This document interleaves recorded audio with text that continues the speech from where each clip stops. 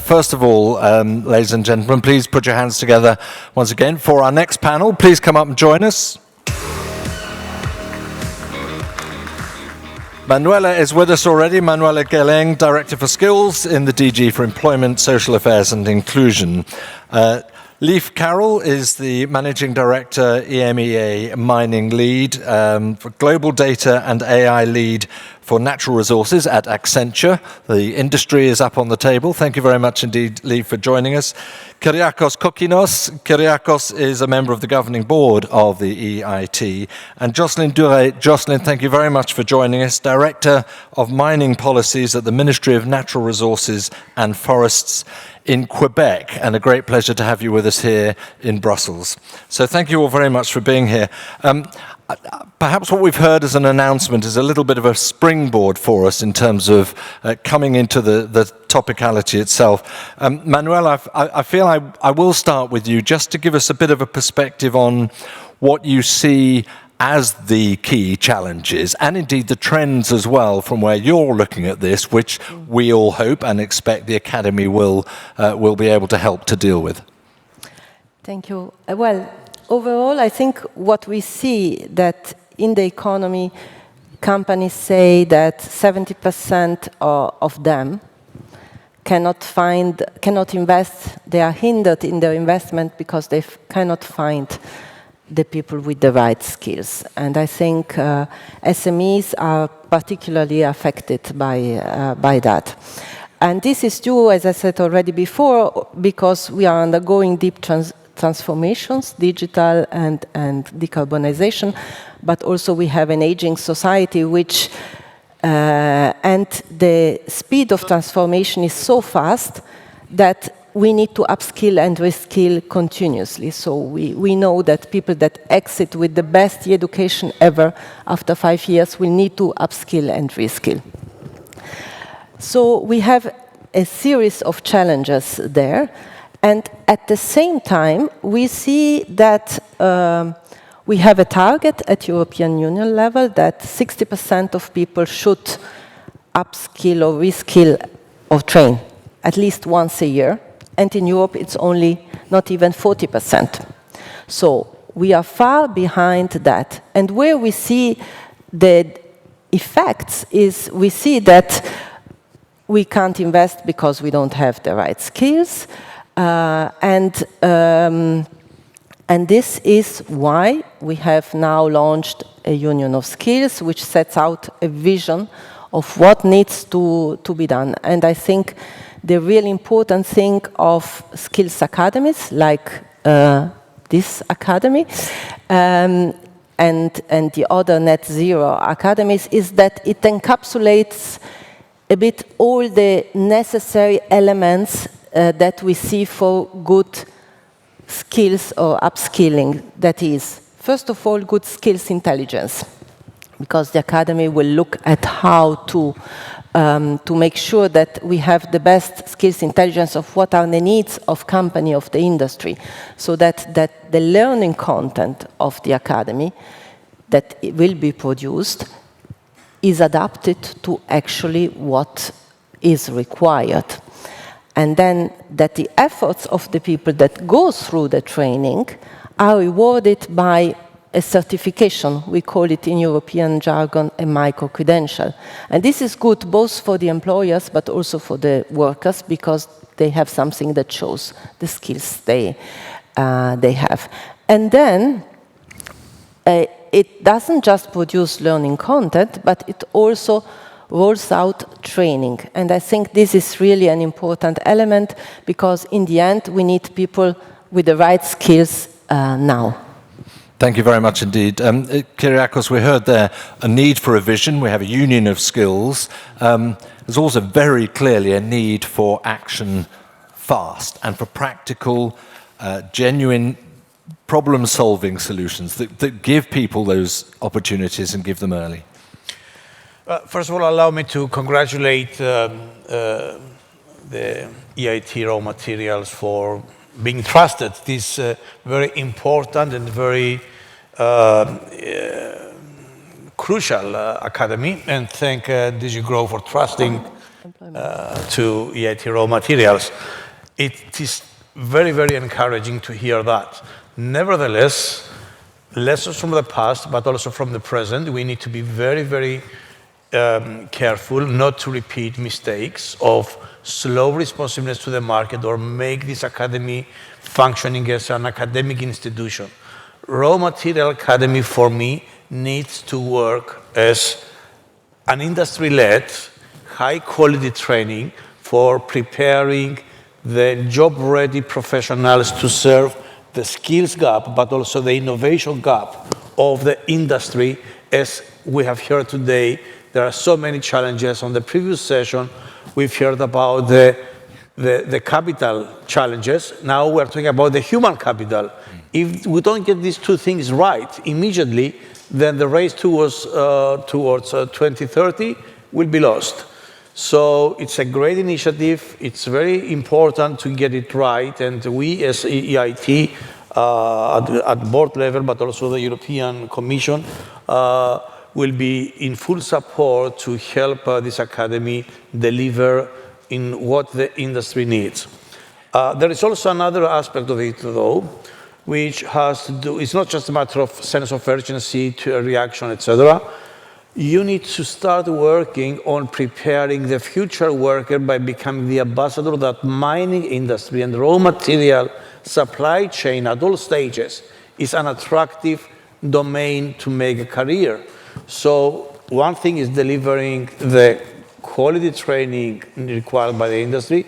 The other is to get aligned with the future skills, and this is the Union of Skills can play an important role on that, to prepare the worker of the futures by encouraging youngsters at the age of 10 and 12 and 15 to follow this path, something that is not happening today. Because if we don't do that, then the 2035 or 2040 objectives will not be met. And I stop here. It's a big challenge, a cultural issue as well, isn't it? Then starting at 10, getting really early onto this, but, and obviously building up to the part academy. of the cultural issue. There is another one, but I will refer later on the cultural issue. Remind me, but I need to respect the time. And I will stop. No, indeed, we'll bring that in. And I think the point about getting on with it is also really important. Leif, you're coming from industry, of course. Issues of AI and data learning are picked up across much of industry. I mean, in terms of how this can work, what do you see ahead of us? Well, so first of all, congratulations on the Academy. I think it's a fantastic initiative and one that's much needed. As the integration of digital data, AI and automation continues and expands, the whole landscape across the mining industry is changing, both in business and in operations and in learning. And Kyriacos talked about attracting that next generation, speaking to 9, 10, 11-year-olds. If we look at the Gen Z and Gen Alpha, and bear in mind the older age group of Gen Z are already 28, they are overwhelmingly negative about the mining industry. They do not see it in a positive light at all.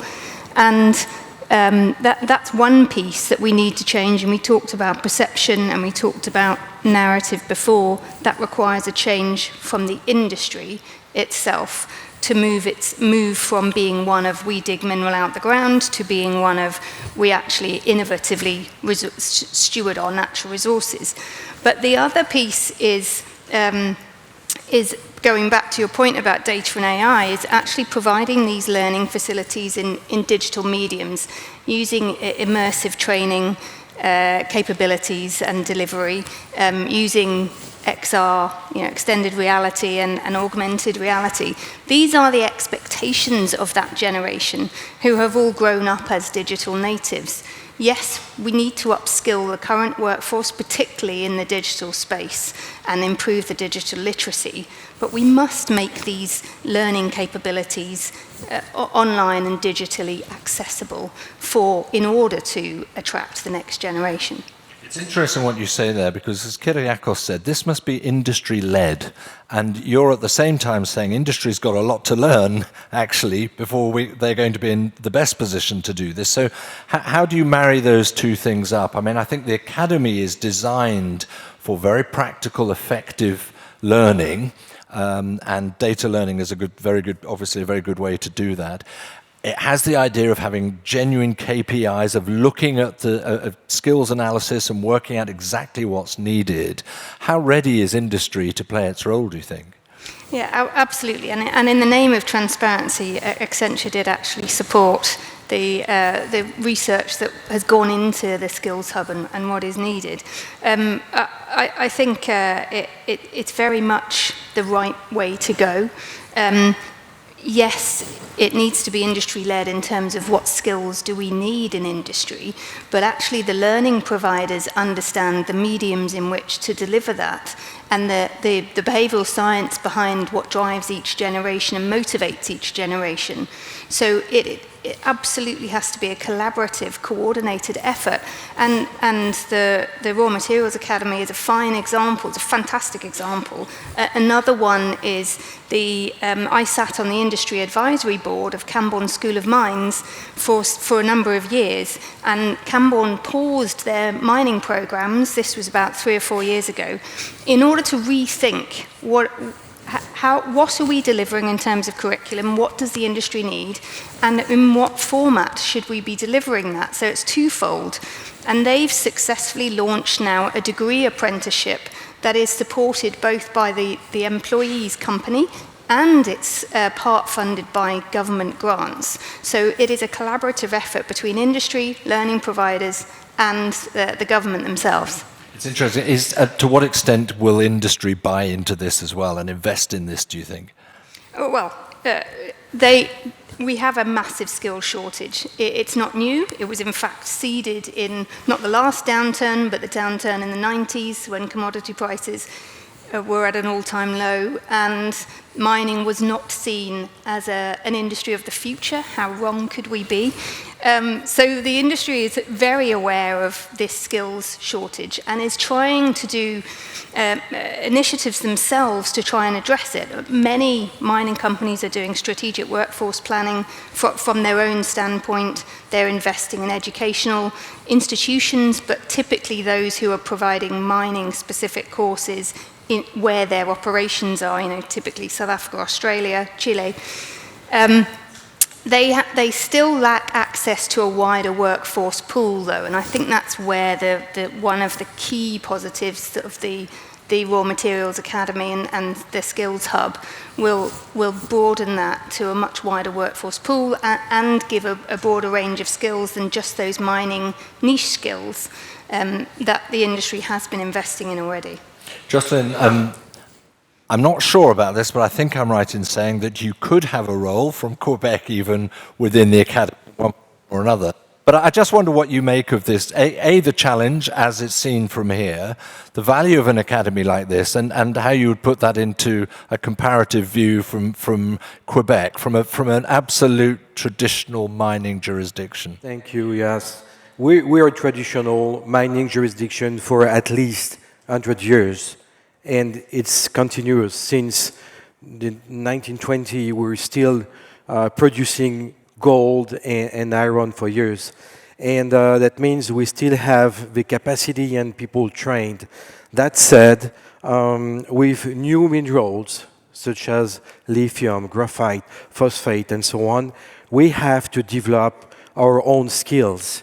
So for us, the existing Raw Material Academy is something really interesting because it's a really interesting tool. It's a nice initiative. It could be inspiring for us. In our case, we have a governmental agency called the National Institute of Mines, and you will have the CEO on the next panel talking about it. But it's a government agency which is linked to the Ministry of Education.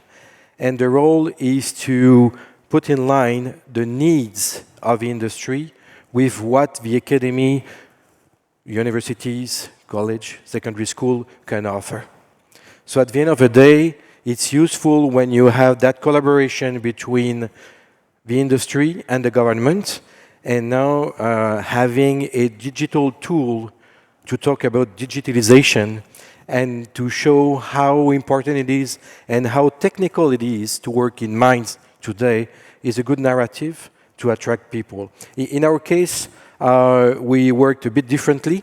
We produced, and when I say we, it's not the ministry, but the industry and some agencies and universities, a mining video game, which is in the same way to attract young people and let them know they can work with their technical skills into mining. So it's a question of to change the narrative and attract young people and having some tools like this. So it's really inspiring for us. Well, that's good to hear. We still wait to see how it all maps out. But Kyriacos, one of the points, I think, of the Academy is to be very business-oriented in its approach, not just to have industry talking about where the gaps are needed, perhaps even what sort of course might be the most beneficial, but this is to be run on a pretty business level. Yeah, as mentioned before, collaboration between business, the industry, policy-making bodies at national and EU level, and also academia is very important, but it's got to be industry-led and have the business acumen to understand what makes sense, where to invest in terms of skills. And there are two kinds of skills. One is the vertical, the industry-specific, and the other are horizontal skills like digital, robotics, and all this kind of stuff. So this needs to be very clearly understood and crafted and embedded into the curricula. On the driver's seat, in terms of designing the curricula, to my opinion, it's got to be the industry and the business should drive it. The important role of academia and the learning platforms and learning providers is very important because they have the scientific knowledge on how to deliver the content, but the content needs to be crafted and primarily, not solely, primarily by the business side.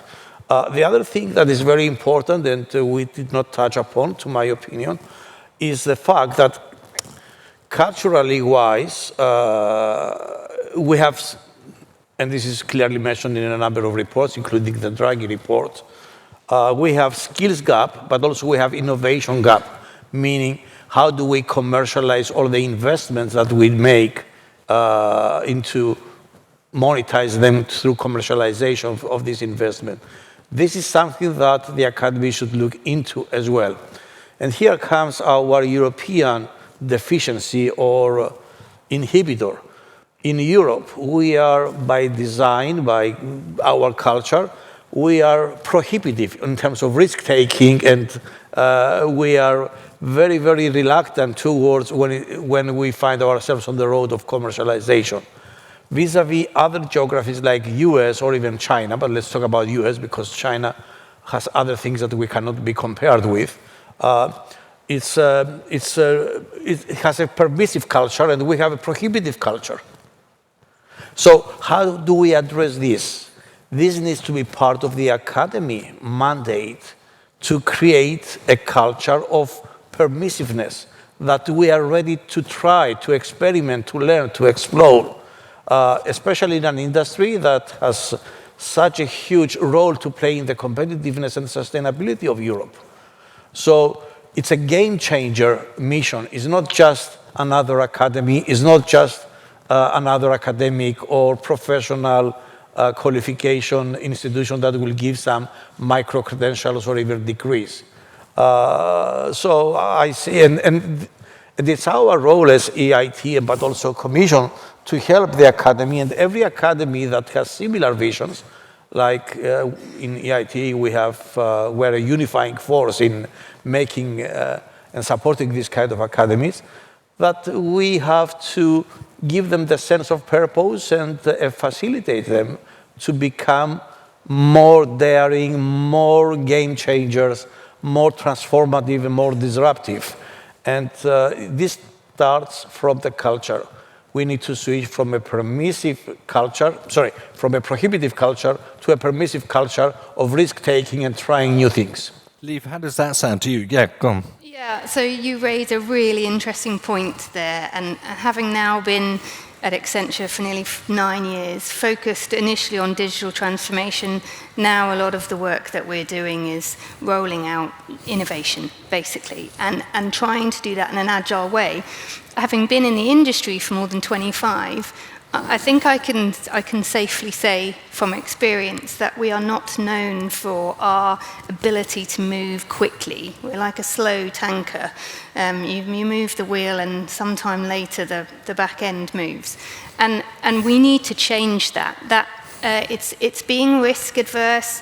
It's also because there's a very strong component of engineering mindset in the industry, and a lot of our mining companies are led by mining engineers, and classic engineering mindset is black and white, want to know how something is going to be designed to the nth degree up front so you can de-risk. But actually innovating in an agile way, where you are creating, say, a minimal viable product. Say you're implementing a Gen AI solution in operations. So it could be scary. You're messing with your processing plant. But you do a small bit. You go, okay, let's prototype this rapidly so we can then work out what's right and what's wrong and adjust. And it's a much better way of de-risking than trying to design your end process or end enabling technology, because it's not just the technology, it's the people and the process as well. At the very beginning, before you've actually trialed it, before you've put it into the operation and understood what works and what doesn't. So there is a big cultural shift, and it's a change in mindset that we need. Because to me that sounds like you're almost talking about a research institute rather than perhaps a learning institute. Now I wonder how you maybe it needs to be both. I don't know. Yeah, I mean, quite possibly. I think in the course of learning, Kyriacos talked about those verticals and horizontals, even teaching innovative tool sets and agile methodology would be a good start alongside digital literacy to help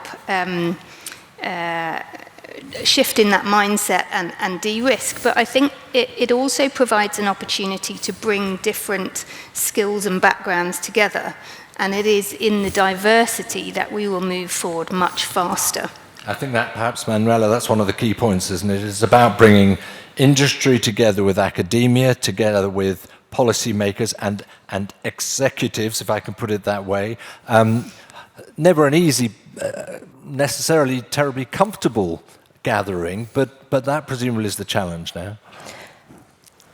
Well, I don't think it's a challenge. It's happening to some extent already. I think I agree very much with the need to create a mindset for learning, because many people don't think or not motivated to learn once they have left initial education or training.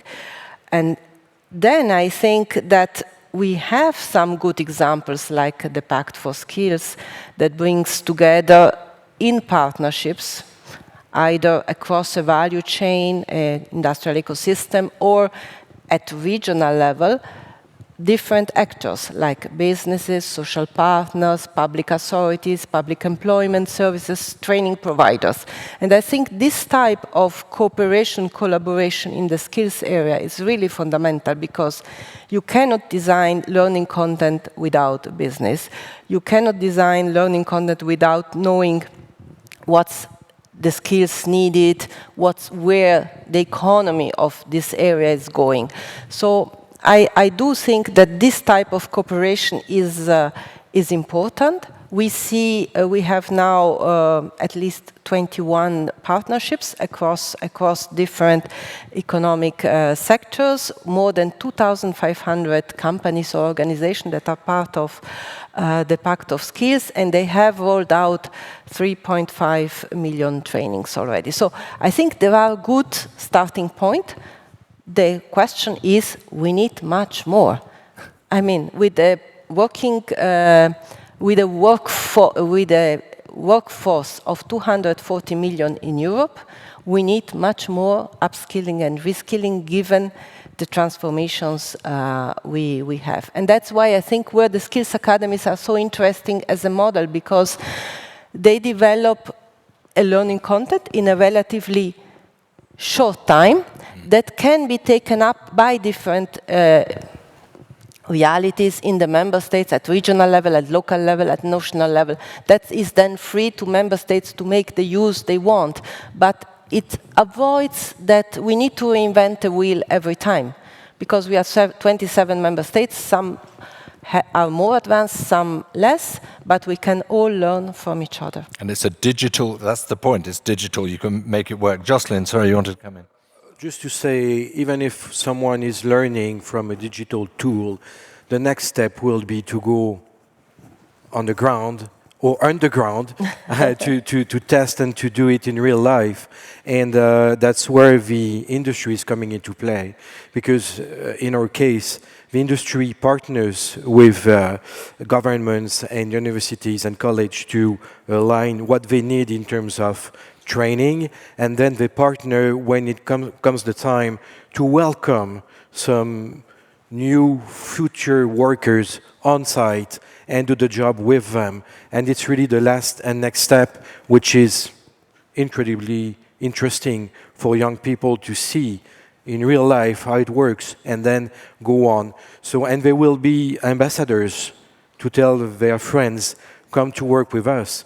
And it's the way it works. So industry is at the beginning of the initiative, but also at the other end to welcome new workers to test what they learned digitally, but on the ground. So the dream is then it serves into that perception of changing perception of what mining is, why it's needed, why it's a sexy job, why you want to get into it. Liv, how does all this sort of, how does it feel to you from industry? You started off by saying, you know, industry certainly doesn't have all the answers. Kyriacos wants this to be industry-led.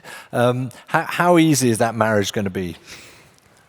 The industry is very used to working collaboratively across sector. I'm pausing and smiling because typically the industry isn't brilliant at working collaboratively amongst itself because they don't want to share, you know, what's their IP or what's their secret sauce with a peer. But actually that too is changing. It is becoming more collaborative. And I actually sit on the board of the Global Mining Guidelines Group, which is an organization that is a company member model. Many mining companies, many OEMs, technology providers, service providers are members of GMG. And it brings everybody together to collaborate and innovate to solve for some of the challenges that the industry is facing. And what's interesting about the academy and the opportunity to collaborate on this learning and skills gap is it also addresses the third pillar to the skills challenge. So there's one, we need to attract the next generation, which we're not doing. Two, we need to train and upskill the workforce. But three, we have a retention problem. And part of this goes back to, in those downturns, mining companies typically cut jobs. Yeah, and then people leave the industry. But if you also look at the stats on a gender basis, the percentage of women leaving the industry, particularly at a certain time in life, maybe they're just had a child, it's eye-watering. So there's an issue around retention that I believe the support lifelong development and creating support from the employers and from government with tools such as the academy will demonstrate that the workforce is valued, coupled with a required shift in culture that is much more around safety, it's much more around inclusive leadership, and it's very focused on growth and clear career progression, because that's what everybody wants, and they want to be supported in that. Yeah, I think we might hear more about the sort of the efforts within EIT RawMaterials to bolster young women into the right areas, into engineering, into mining, etc. A little bit later in the afternoon. Kyriacos, I'm really interested by your approach, really, because you're clearly quite excited at what this offers. You're also I think, perhaps a little bit frustrated at the speed up till now with which things have happened. And for you, the Academy amounts to, in a nutshell, to the answer to that? Certainly, the Academy has a huge responsibility and a mission, and it's a new Academy. It needs to be supported and guided and by the policymakers and facilitated by the industry so that it delivers. Across all industries, not just the raw material industry, we have a huge skills gap in cybersecurity, digital, any industry. Horizontal skills and vertical skills, industry specific. So how do we do it? In Europe for sustainability and competitiveness, by just leverage. We do have the intellectual capital, we do have the people. It's just that how we mobilize, how we drive them to the maximum potential and to the right potential. So the Academy has a mission to develop the job near 90% job-ready professionals for the industry, for the raw materials, mining, and not only mining, but also the other streams of the industry. So it's a matter of acting with a sense of urgency and decisiveness, and also improve the risk appetite that is a characteristic of us as Europeans. And also, I would also dare to say that collaboration with other geographies, like Canada, who is a very advanced geography in terms of mining industry, to collaborate and exchange experiences and lessons learned and leverage their learning content for Europe and the other way around, hopefully at some point. We as EIT, we have a responsibility and we act as a unifying force for bridging academia, policymakers and industry. And this is what we want to, it's our responsibility to do for this academy as well. We'll get some more illustration of looking outside in from Quebec, among others, in our next session as well, which is interesting. But I think, Manuela, perhaps one of the real values would be the ability to create programs which match skills with needs, with industry needs. And if that works, then you are beginning to build up the base that industry is crying out for. Yes, indeed. That's the idea, to work towards matching the demand with the offer. We have many occupations in Europe currently that are in shortage, and this is really an issue. And I think we are all in this together. So I agree very much also with the fact that we need to work together, because, of course, companies are the first one that are interested in having skilled workers, but I think we need to connect better the needs with the possibilities that are there. I think at European level with this skills economy, we are just giving a little incentive, but I think everyone has really to chip in upskilling and reskilling of the workforce. Yes, go on. Yeah. May I comment on this? Yes, we do need to understand the needs and deliver on the needs of the industry, but at the same time, because of the sense of urgency, overanalyzing or waiting until we reach at the full, clear picture of what is needed, it's dangerous. We need to get on and deliver, start delivering through an agile and iterative process, and at the same time working with the policymakers, fine-tune and readjust, recalibrate or steer our content, our curricula to the industry needs. But we need to start yesterday. Well, you started 100 years ago, but I mean, that sense of getting on with it is so critically important. And to be aligned with the industry, just one example. Within the last 2 years, we've seen an increased needs for skilled workers in control rooms. Because now in mining, you have those control rooms where you can, control the mines from one place and so on. So the National Institute of Mines is doing a research involving industry to see what they need in terms of workers, skills, what kind of skills. Could it be found in other industries? Could be aerospace, could be smelters. So the idea is really to see what they need and how we can meet their needs. And as government, the idea is to put in place what's necessary at the educational level, secondary schools, technical schools, universities, to meet the needs. But first, it starts with a research to make sure we will fit and meet the needs. Because strengthening and building human capital is as important as the topic before to unlock financing. So human capital is something you can count on. We have to develop and make sure people will see a benefit working for mines, because they will be part of building something, building a new opportunity for a continent or a province. So that's something really important. Well, let's hope the Academy lives up to all your expectations and your hopes. Thank you very much indeed for laying out your perspectives as well. Ladies and gentlemen, our panel.